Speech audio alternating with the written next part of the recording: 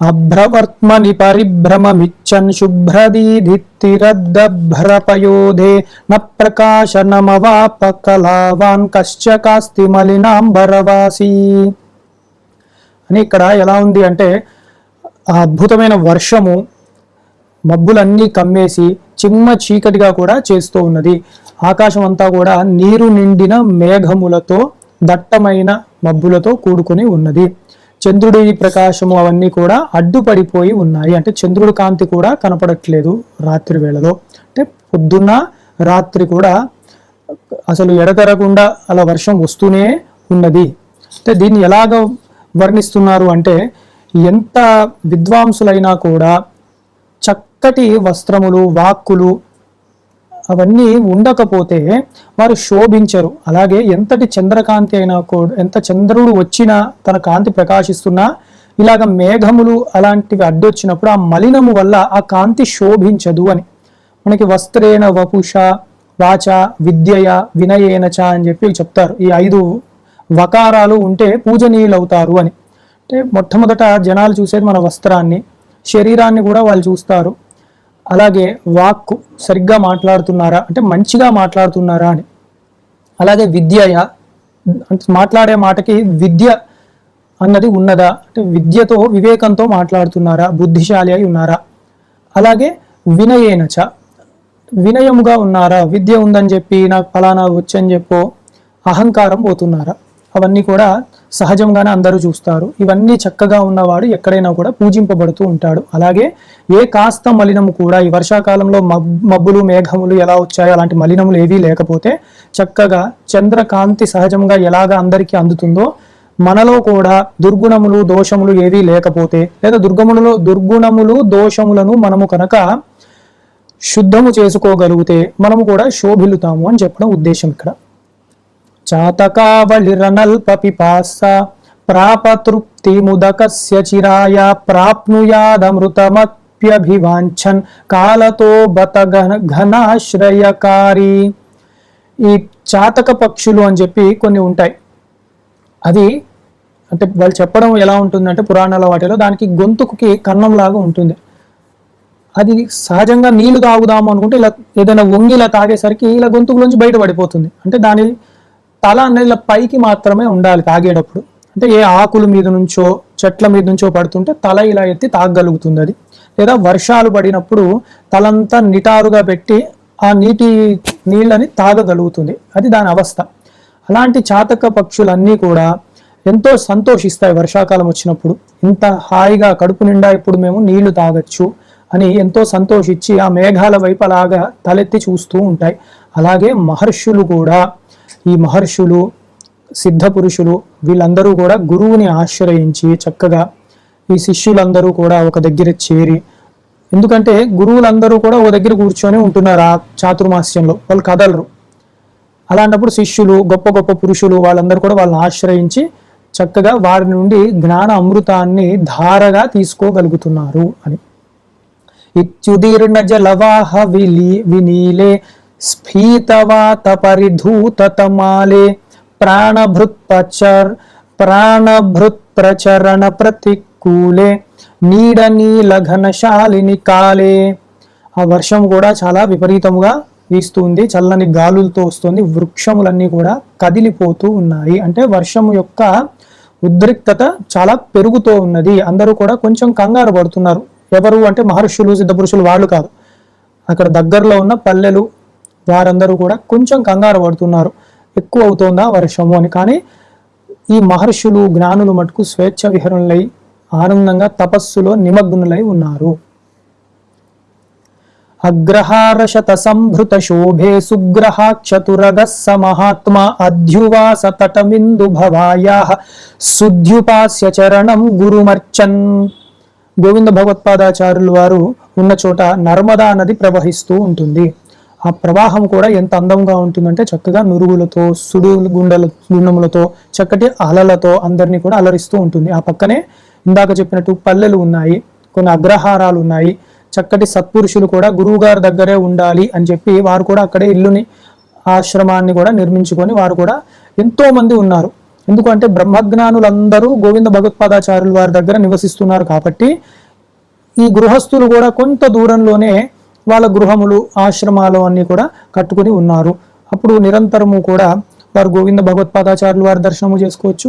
అలాగే శంకర యతీంద్రులు లాంటి సత్పురుషులను కూడా దర్శనము చేసుకుంటూ వారు కూడా తపస్సు చేసుకుంటూ గురు సేవలో నిమగ్నులై ఉండొచ్చు అని వారి ఉద్దేశం. త్రస్తమర్త్య గణమస్తమితాశం హస్తి హస్త పృథులోదకధారా ముంచతి స్మ సముదంచిత విద్యుత్ పంచరాత్రమహిషత్రురజస్రం. వర్షము చాలా ఉధృతముగా ఎక్కువైపోతూ ఉన్నది.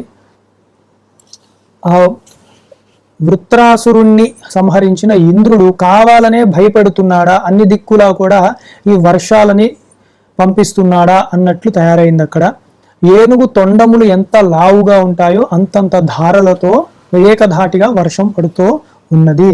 అది కూడా 5 రాత్రులు అలా ఒకేసారి అంత తీవ్రమైన వర్షం వస్తూ ఉన్నది. అగ్రహారాలు అవన్నీ కూడా మెల్లిమెల్లిగా మునిగిపోయే అవస్థకు వస్తున్నాయి. తీరభూరుహత తీరపకర్షన్నగ్రహార నికరై సహపూరః ఆయయావధిక ఘోషమనల్పః కల్పవార్ధిలహారీవ కటిన్యాః అని ఆ కుంభ వృష్టి ఆ అగ్రహారాలన్నిటినీ చెట్లను అన్ని కూడా ముంచెత్తుతూ తోసేసుకుంటూ ఆ ప్రవాహం ఎక్కువైపోయింది. ఇది నదా లేకపోతే సముద్రమా అన్నట్టు ప్రళయం ఏమైనా వస్తుందో తాత్కాలికంగా అని అందరూ భయపడిపోతూ ఉన్నారు.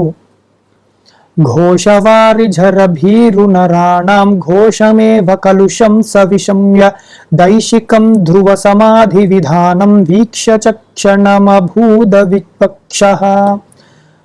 అంత క్లిష్టమైన సమయంలో ఆ వరదకు అందరూ భయపడుతూ ఉండగా వారందరూ కూడా ఎవరిని నమ్ముకున్నారు అంటే గోవింద భగవత్పాదాచార్యుల వారిని నమ్ముకునే ఉన్నారు. కానీ గోవింద భగవత్పాదాచార్యుల వారు నిశ్చలమైన సమాధి అవస్థలో ఉన్నారు. చాతుర్మాస్యం తపస్సు కాబట్టి వారు నిశ్చలమైన సమాధి అవస్థలో ఉన్నారు. మీరు ఈ ఘట్టం బాగా మననం చేయండి, అంటే విజువలైజ్ కూడా చేయండి ఏం జరుగుతోందో. అంత ప్రవాహము, జనాలు, వారందరికీ ఇబ్బంది, జనాలను అనుగ్రహించాలి. అలాంటి అవస్థలో ఇప్పుడు అక్కడ 2 గురువుగారులు ఉన్నారు ఆ ఆశ్రమంలో. ఎవరు అంటే పెద్ద గురువు గారు అక్కడ ఎవరు అంటే గోవింద భగవత్పాదాచార్యుల వారు. రెండవ వారు చిన్న ఆయన ఎవరు అంటే అక్కడ శంకర యతీంద్రులు ఉన్నారు. పెద్ద గురువు గారు నేను తపస్సు చేసుకుంటూ ఉంటానని వారు నిర్ణయించుకున్నారు. చూడండి, మనకు ఇప్పుడు తెలుస్తోంది అలాంటి ఘట్టాలు అలా పరంపరగా వస్తోంది, అంత గొప్ప శైలి. వారు పెద్ద గురువు గారు గోవింద భగవత్పాదాచార్యుల వారు చక్కగా ధ్యాన నిమగ్నులై నిశ్చలమైన నిర్గుణ నిరాకార బ్రహ్మముతో నిర్వికల్ప సమాధిలో ఉన్నారు వారు. కానీ శంకరాచార్యులు వారు అక్కడ యతీంద్రులు చిన్నవారు, అంటే వయస్సులో చెప్తున్నాను, వారు చూస్తున్నారన్నమాట.